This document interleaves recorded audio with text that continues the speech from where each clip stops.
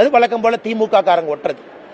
இன்னைக்கு பாரதிய ஜனதா கட்சி அந்த யாரு பேர்ல போஸ்ட் ஒட்டியிருந்தாங்களோ அவர்களே அங்கிருந்து இன்னைக்கு ஒரு பத்திரிகையாளர் சந்திப்பு நடத்தியிருக்கிறாங்க. அந்த சகோதரி அந்த பத்திரிகையாளர் சந்திப்பில் அவங்க சொல்லி இருக்கிறாங்க, எனக்கும் இந்த போஸ்டுக்கு சம்பந்தம் இல்லை.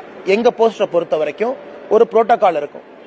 தேசிய தலைவருடைய புகைப்படம் இருக்கும், மாநில தலைவருடைய புகைப்படம் இருக்கும், பாரத பிரதமர் நரேந்திர மோடி ஐயாவுடைய புகைப்படம் இருக்கும். அதன் பிறகுதான் வேறு எந்த தலைவருடைய புகைப்படமாக இருக்கும். அது அமித்ஷா அவர்களாக இருந்தாலும் இந்த புரோட்டோகாலை ஒரு பாரதிய ஜனதா கட்சியினுடைய போஸ்டர் ஃபாலோ பண்ணும். தேசிய தலைவர், மாநில தலைவர், பாரத பிரதமர் நரேந்திர மோடி அவர்கள், அதன் பிறகு வேறு எந்த தலைவராக இருந்தாலும் அப்படித்தான் அமித்ஷாஜியினுடைய போஸ்டர் எல்லா இடத்துலயும் இருக்கும். ஆனா இவங்க வெறும் அமித்ஷாஜி அவர்களை நாங்கள் கேவலப்படுத்துறோம் அப்படின்னு திமுக காரங்க அள்ளி சில்லி பயல்கள்லாம் யாரோ ஒருத்தருடைய முகத்தை போட்டு ஒட்டி ஒரு பாரதிய ஜனதா கட்சியினுடைய தலைவருடைய பெயரோ தலைவியினுடைய பெயரோ இல்ல தொண்டனுடைய பெயரோ போட்டு ஒட்டுறாங்கன்னா அதிலே நாம் புரிந்து கொள்ள வேண்டும், இது ஒன்று பாரதிய ஜனதா கட்சியினுடைய போஸ்டர் அல்ல.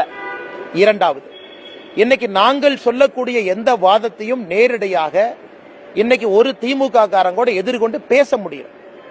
ஒரு விஷயத்தை நாங்க சொல்றோம்னா பதில் அந்த விஷயத்தை நீங்க சொல்றது தப்பு, சொல்றது கரெக்ட், இல்ல அவங்க பொய் சொல்றாங்க, எதுவுமே பேச முடியாம ஒரு தேசிய தலைவரை போஸ்ட் ஒட்டித்தான் அவர்கள் நாங்கள் கேவலப்படுத்துவோம் என்று நினைத்தால் திமுக தன்னை கேவலப்படுத்திக் கொண்டிருக்கிறது. அதனால காவல்துறையிட்ட சொல்லியிருக்கிறோம், இவ்வளவு பிரிண்டிங் பிரஸ் இருக்கு, யார் போஸ்ட் அடிச்சாங்க கண்டுபிடிங்க, அது உங்க வேலை தானே. எனக்கு யாராச்சும் நல்ல விஷயத்தை செய்ய போனாவே தடுக்கிறீங்க. அக்கா தமிழிசை அவங்க போனா தடுக்கிறீங்க, அண்ணன் ஏபி முருகானந்தம் அவங்க போனா தடுக்கிறீங்க, எங்க அண்ணன் ரமேஷ் இருக்கிறாங்க தடுக்கிறீங்க. இந்த வெள்ளம் செய்றீங்களே, யார் அடிச்சாங்கன்னு கண்டுபிடிங்க.